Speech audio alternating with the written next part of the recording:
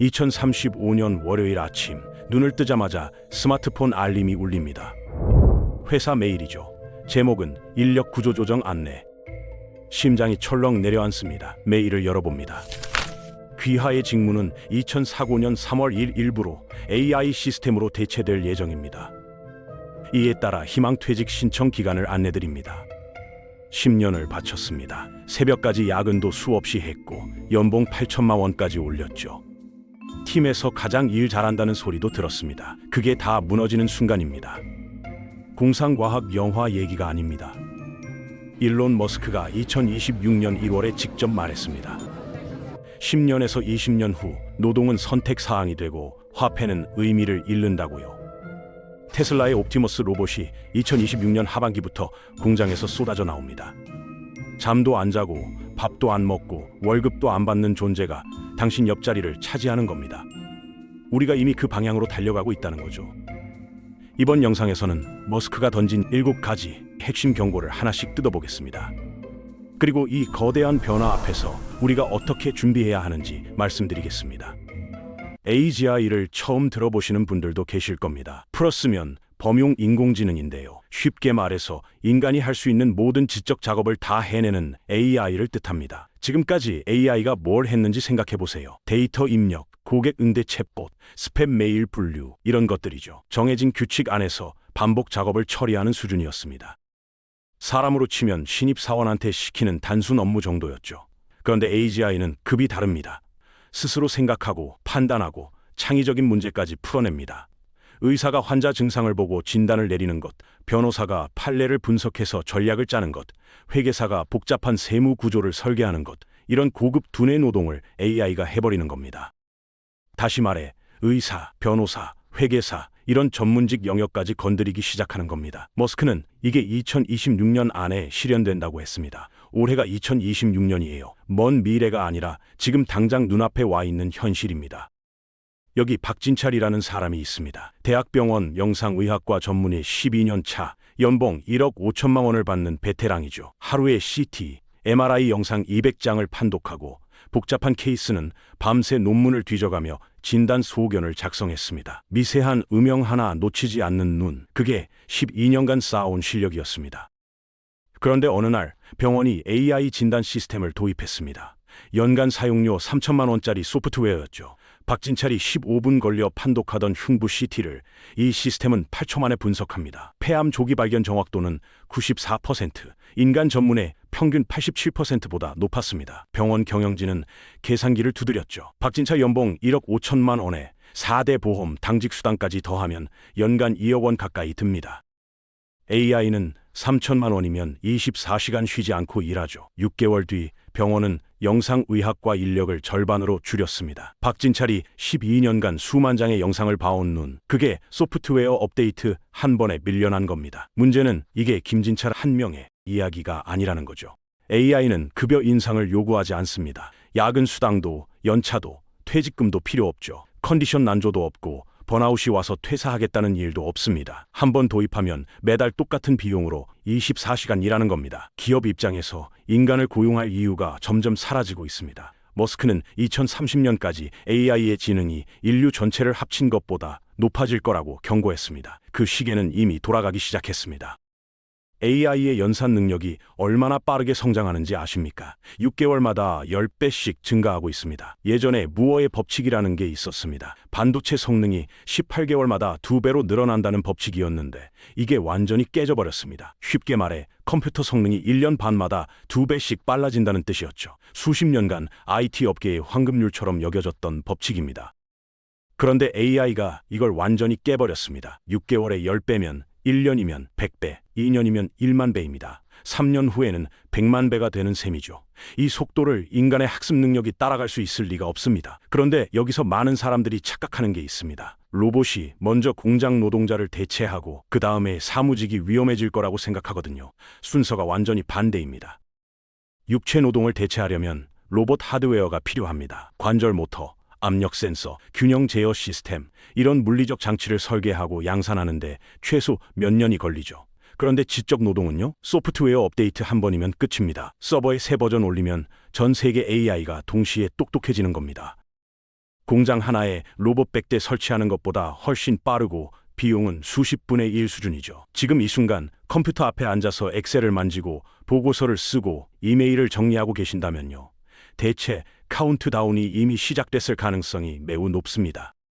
머스크는 이런 변화의 끝에 대해 이렇게 말했습니다. 미래에는 노동이 선택 사항이 될 거라고요. 일하고 싶으면 하고 아니면 안 해도 되는 세상이 온다는 겁니다. 그런데 이 말을 냉정하게 뒤집어 보면요. 일자리 자체가 사라진다는 뜻입니다. 선택의 여지가 사라지는 거죠. 지적 노동의 대체는 더 빠르고 더 저렴하고 더 정확하게 이루어집니다. 인간이 경쟁에서 밀려나는 건 이제 시간 문제가 됐습니다. 테슬라의 옵티머스 로봇 2026년 하반기부터 대량 생산에 들어갑니다. 가격이 얼마인지 아십니까? 자동차 한 대 값입니다. 약 2천만 원에서 3천만 원 사이로 책정될 거라고 하죠. 한 번 사면 몇 년을 쓸 수 있는데 이 로봇은 월급이 필요 없습니다. 야근 수당도 없고 연차도 없고 산재 보험도 필요 없죠. 머스크는 여기서 한 발 더 나갑니다. 3년 안에 옵티머스가 인간 외과 의사보다 수술을 잘하게 될 거라고 예측했습니다. 허풍처럼 들리시죠? 그런데 로봇의 눈을 생각해보면 얘기가 달라집니다. 인간 의사는 가시광선만 봅니다. 로봇은 적외선, 자외선, 엑스레이 영상까지 동시에 처리하면서 수술할 수 있죠. 인간 손은 떨립니다. 피로가 쌓이면 집중력이 흐려지고요. 로봇 손은 0.001mm 단위로 정밀하게 움직이면서 24시간 내내 똑같은 컨디션을 유지합니다. 실수 확률이 사실상 제로에 가까워지는 겁니다. 병원만이 아닙니다. 공장, 물류센터, 식당, 편의점, 로봇이 투입될 준비를 마친 현장은 셀 수 없이 많습니다. 여기서 무서운 건 도미노 현상입니다. 한 기업이 로봇을 도입해서 인건비를 30% 절감했다고 해보죠. 같은 제품을 만드는데 원가가 30%나 낮아진 겁니다. 당연히 가격을 내릴 수 있죠. 경쟁사 입장에서는 악몽입니다. 똑같은 품질인데 옆 회사가 더 싸게 팔기 시작하면 고객은 그쪽으로 갑니다. 살아남으려면 방법은 하나뿐이에요. 나도 로봇을 도입하는 겁니다. 그러면 또 다른 경쟁사가 압박을 받죠. 도미노처럼 한 장이 쓰러지면 다음 장도 쓰러질 수밖에 없는 구조입니다. 자동화의 도미노가 한번 시작되면 멈출 수가 없습니다. 지적 노동만의 문제가 아닙니다. 공장 라인, 물류 창고, 식당 주방까지 사람 손이 필요했던 곳마다 로봇이 들어서고 있습니다. 먼 미래 얘기처럼 들리시나요? 지금 이 순간에도 벌어지고 있는 일입니다. 머스크가 이런 말을 했습니다. 미래의 노동은 생존 수단이 아니라 취미가 될 거라고요. 스포츠나 비디오 게임처럼 하고 싶은 사람만 하는 활동이 된다는 겁니다. 여기서 한 가지 질문을 던져보죠. 만약 지금 당장 돈을 벌 필요가 없어진다면 당신은 내일도 출근하시겠습니까? 대부분은 아니라고 대답할 겁니다. 그게 우리의 솔직한 현실이죠. 노동은 자아 실현의 도구가 아니라 생존을 위한 수단이었던 겁니다. 그런데 AI와 로봇이 그 생존의 문제를 해결해버리면 어떻게 될까요? 일하지 않아도 먹고 살 수 있는 환경이 조성됩니다. 로봇이 24시간 공장을 돌리고 AI가 병원 진료를 보고 자율주행 트럭이 물류를 처리하죠. 경제 전체의 생산성은 폭발적으로 증가할 겁니다. 물건값은 떨어지고 서비스 비용도 낮아지겠죠. 겉으로 보면 풍요의 시대가 열리는 것처럼 보입니다. 그런데 그 이면을 들여다보면 상황이 다릅니다. 인간 노동 시장은 대혼란에 빠지게 됩니다. 우리는 더 이상 경쟁자가 아니라 대체품이 되는 거죠. 로봇과 경쟁에서 이길 수 있는 영역이 점점 줄어듭니다. 여기서 진짜 문제가 드러납니다. 노동이 사라지면 돈만 잃는 게 아닙니다. 우리가 노동을 통해 얻어왔던 정체성, 사회적 역할, 하루의 목적 이런 것들이 함께 사라지는 겁니다. 아침에 일어나야 할 이유, 누군가에게 필요한 존재라는 감각, 그게 흔들리기 시작합니다. 머스크의 경고는 단순히 일자리가 줄어든다는 게 아닙니다. 삶의 의미를 어디서 찾을 것인가? 그 질문을 우리에게 던지고 있는 겁니다. 경제학 교과서 첫 페이지에 나오는 개념이 있습니다. 희소성이죠. 자원은 한정되어 있고 인간의 욕구는 무한하다. 그래서 가격이 생기고 돈이 의미를 갖는다는 논리입니다. 수백 년 동안 경제학의 기본 전제였던 이 원칙이 이제 흔들리기 시작했습니다. 로봇이 모든 재화를 무한대로 생산하기 시작하면 어떻게 될까요? 이 대전제가 통째로 무너져 버립니다. 로봇 100만 대가 24시간 쉬지 않고 집을 짓는다고 상상해보세요. 지금 서울 아파트 한 채 짓는데 인건비만 수억 원이 들어갑니다. 철근공, 목수, 전기공, 설비공, 이 사람들 인건비가 전체 공사비의 40%를 차지하죠. 로봇은 그 비용이 필요 없습니다. 자재비와 전기료만 있으면 됩니다. 지금 10억 원짜리 아파트가 미래에는 1억 원 이하로 떨어질 수도 있습니다. 자동차도 마찬가지입니다. 로봇이 조립하고 AI가 설계하고 자율주행 시스템이 탑재되면 생산 원가가 급락하죠. 지금 5천만 원짜리 차가 500만 원대가 될 수도 있는 겁니다. 이게 바로 극단적 디플레이션입니다. 물건값이 폭락하면 처음엔 소비자한테 좋아 보이죠. 싸게 살 수 있으니까요. 그런데 그 끝에 뭐가 있는지 생각해 보셔야 합니다. 물건값이 계속 떨어지면 굳이 오늘 살 이유가 없어집니다. 내일 더 싸질 테니까요. 소비가 멈추고 기업 매출이 줄고 경제 전체가 얼어붙습니다. 머스크는 이 상황을 두고 화폐는 무의미해질 것이라고 말했습니다. 돈의 가치는 희소성에서 나오는 건데 그 희소성 자체가 사라지면 돈이 존재할 이유도 함께 없어지는 거죠. 로봇이 재화와 서비스를 거의 공짜로 제공하는 세상, 그 세상에서 화폐 경제는 근본부터 흔들리게 됩니다. 여기 박저축이라는 사람이 있습니다. 40대 중반, 중견기업 과장으로 20년 넘게 일해왔죠. 사회초년생 때부터 월급의 30%를 꼬박꼬박 저축했습니다. 연금보험 들고 실손보험 유지하고 적금 만기되면 다시 굴리고 그렇게 모은 돈이 3억 원입니다. 노후 대비 완벽하다고 생각했죠. 그런데 로봇 경제가 본격화되면 어떻게 될까요? 의료비를 생각해 봅시다. 지금 박저축이 내는 실손보험료가 월 15만 원입니다. 연간 180만 원이죠.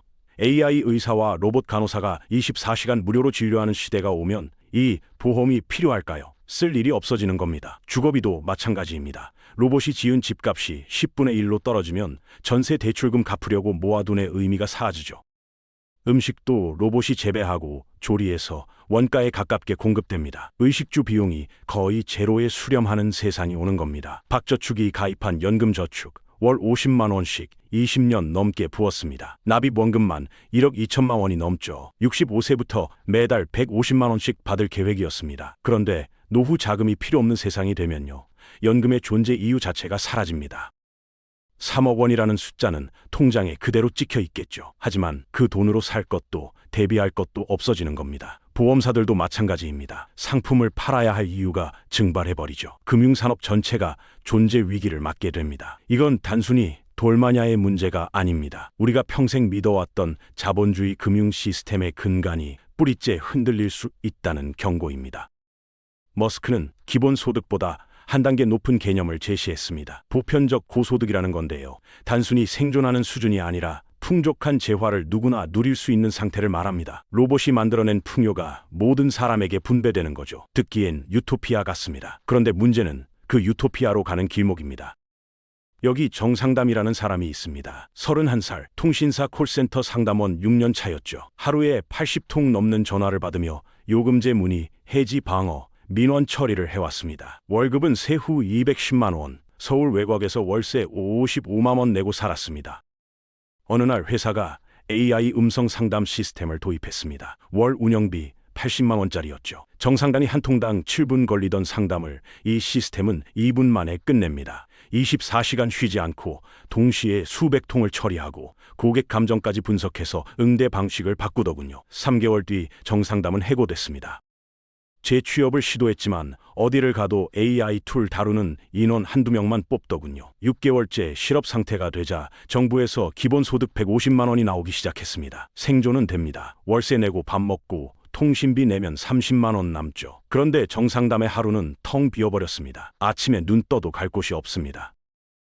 예전 동기들은 AI 프롬프트 엔지니어로 전환해서 연봉 6천만 원을 받고 있더군요. 그 소식을 들을 때마다 가슴이 무너집니다. 숫자로는 먹고 살 수 있는데 자신이 쓸모없는 존재가 된 것 같은 느낌을 지울 수가 없죠. 머스크는 미래의 돈이란 게 그냥 컴퓨터에 찍힌 숫자에 불과해질 거라고 했습니다. 물건이 넘쳐나니까 굳이 돈의 가치를 따질 필요가 없어진다는 거죠.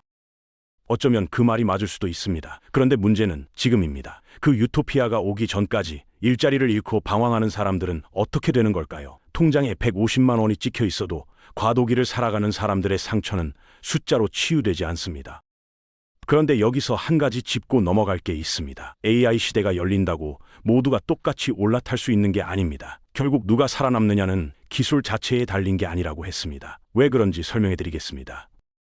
진짜 병목은 두 가지, 전력과 반도체입니다. AI 데이터 센터 하나가 얼마나 전기를 먹는지 아십니까? 소도시 전체가 쓰는 수준입니다. 인구 5만 명짜리 도시가 한 달에 쓰는 전력을 데이터 센터 하나가 통째로 삼켜버리는 거죠. 로봇 수백만 대를 동시에 운용하려면 천문학적인 에너지가 필요합니다. 지금 대한민국 전력망으로는 도저히 감당이 안 됩니다. 한국 정부가 AI 산업단지를 짓겠다고 야심차게 발표했죠. 그런데 현실을 들여다보면 막막합니다. 송전망이 부족합니다. 새 발전소를 짓는데 인허가만 5년, 설계와 완공까지 합치면 10년이 걸리죠. AI는 6개월마다 10배씩 성장하는데 인프라는 10년 단위로 움직이는 겁니다. 속도가 맞질 않습니다. 반도체 상황은 더 심각합니다. 엔비디아의 최신 AI 칩 하나가 4천만 원을 호가합니다. 그런데 돈이 있어도 살 수가 없어요. 전 세계 기업이 이 칩을 구하려고 줄을 서 있거든요. 품귀 현상이 너무 심해져서 중고칩 암시장까지 형성됐습니다. 정가보다 웃돈 붙여서 거래되는 상황이죠. 여기서 자본력의 차이가 적나라하게 드러납니다. 삼성이나 네이버 같은 대기업은 수천억 원을 선투자해서 칩을 미리 선점합니다. 반면 기술력은 뛰어난데 자금이 부족한 스타트업은 칩을 구하지 못해 프로젝트를 접어야 합니다. 기술 격차가 아니라 자본 격차가 생존을 결정짓는 겁니다. 아무리 좋은 알고리즘을 개발해도 돌릴 하드웨어가 없으면 소용없습니다. 미래 경쟁에서 살아남느냐 도태되느냐는 결국 인프라를 확보할 수 있는 자본에 달려 있습니다. 일자리를 잃은 수백만 명에게 보편적 고소득을 제공하려면 정부의 막대한 예산이 필요합니다. 그 돈은 어디서 나올까요? 가장 먼저 거론되는 게 로봇세입니다. 로봇을 도입해서 이익을 내는 기업에게 세금을 물리자는 거죠. 인간 노동자 한 명을 대체할 때마다 연간 500만 원씩 부과하는 방식이 논의되고 있습니다. 논리적으로는 맞는 것 같습니다. 로봇으로 돈 버는 만큼 사회에 환원하라는 취지니까요. 그런데 현실은 그렇게 단순하지 않습니다. 기업 입장에서 생각해보죠. 한국에서 로봇세를 30% 부과한다고 해봅시다. 옆 나라 베트남이나 인도네시아에서는 로봇세가 없습니다. 기업은 어디로 가겠습니까? 공장을 통째로 해외로 옮기는 게 이익이 됩니다. 정부가 세금을 거두려다가 오히려 기업을 내쫓는 결과가 생기는 거죠. 일자리도 세수도 전부 다 잃게 됩니다. 여기에 미국과 중국의 AI 패권 전쟁이 더해집니다. 한국 같은 중간 국가는 진퇴양난에 빠지게 되죠. 미국산 AI 시스템을 도입하면 중국이 보복 관세를 때립니다. 수출길이 막히는 거죠. 중국산 로봇을 쓰면 미국이 기술 제재를 가합니다. 반도체 공급이 끊길 수 있습니다. 어느 쪽을 선택해도 리스크가 따라붙습니다. 기업들은 눈치를 보며 투자를 미루고 기술 도입 속도가 느려집니다. 전력 부족, 반도체 품귀, 여기에 정책적 딜레마까지 이 세 가지 병목이 해결되지 않으면 머스크가 말한 유토피아는 그냥 신기루에 그칠 수도 있습니다. 기술은 충분히 발전할 수 있어요. 문제는 그걸 뒷받침할 인프라와 국제적 합의가 따라오지 못한다는 겁니다. AI 혁명은 기술의 문제가 아니라 정치와 자본의 문제가 될 가능성이 큽니다. 똑같은 조건에서 출발한 두 사람의 이야기를 해보겠습니다. 최준비와 안대처, 둘 다 35살, 같은 회사 같은 부서에서 일하던 대리였습니다. 연봉 4천만 원, 업무 내용도 비슷했죠. 데이터 정리하고 보고서 만들고 이메일 회신하는 전형적인 사무직이었습니다. 1년 전 어느 날 회사에서 AI 시스템 도입을 예고했습니다. 그날 밤 최준비는 퇴근 후 유튜브를 켰습니다. AI 프롬프트 엔지니어링 무료 강의를 찾아서 매일 30분씩 듣기 시작했죠. 주말에는 챗GPT로 업무 자동화 실험을 했습니다. 보고서 초안 작성, 데이터 요약, 이메일 템플릿 생성, 하나씩 익혀나갔습니다. 안대처는 다르게 반응했습니다. 설마 나까지 잘리겠어. 10년 넘게 다닌 회사인데. 퇴근 후에는 넷플릭스를 보고 주말에는 친구들 만나며 평소처럼 지냈죠. 6개월 뒤 AI 시스템이 본격 가동됐습니다. 최준비는 시스템을 누구보다 잘 다뤘습니다. AI가 뽑아낸 결과물을 검토하고 수정하는 역할을 맡게 됐죠. AI 관리자로 직무가 전환되면서 연봉이 5,500만 원으로 올랐습니다. 안대처는 그달에 권고사직 통보를 받았습니다. 재취업 시장에 나갔지만 어디를 가도 AI 활용 경험을 물었습니다. 준비된 게 없었죠. 1년이 지난 지금 최준비는 팀장 승진을 앞두고 있습니다. 안대처는 기본소득 150만 원으로 원룸 월세를 내며 하루하루를 버티고 있죠. 출발선은 완전히 같았습니다. 갈린 건 단 하나, 변화를 보고 움직였느냐 아니냐였습니다. 지금 이 순간의 선택이 10년 후의 삶을 결정짓습니다. 마지막으로 오늘 다룬 머스크의 7가지 경고를 정리해드리겠습니다. 하나, 올해의 AGI가 실현된다. 둘, AI 지능이 인류 전체를 뛰어넘는다. 셋, 지적 노동이 육체 노동보다 먼저 대체된다. 넷, AI 로봇이 모든 산업에 투입된다. 다섯, 노동은 생존 수단이 아닌 선택 사항이 된다. 여섯, 희소성이 사라지고 화폐는 의미를 잃는다. 일곱, 기본소득을 넘어 보편적 고소득 시대가 열린다. 이 중 하나만 현실이 돼도 우리 삶은 완전히 달라집니다. 지금 당장 할 수 있는 3가지를 말씀드리겠습니다. 오늘 퇴근 후 AI 관련 무료 강의를 찾아서 30분만 들어보세요. 매일 30분이 쌓이면 6개월 뒤 완전히 다른 사람이 됩니다. 그 다음 지금 하는 일을 냉정하게 들여다보세요. 대체 불가능한 기술이 뭔지 파악하고 익혀야 합니다. 마지막으로 소액이라도 AI 관련 기업에 투자하세요. 흐름에 올라타는 겁니다. 책상 위에 메모 하나 붙여두세요. 2026년 1월 나는 무엇을 선택했는가? 머스크의 예측이 절반만 맞아도 세상은 뒤집힙니다. 지금 움직이세요.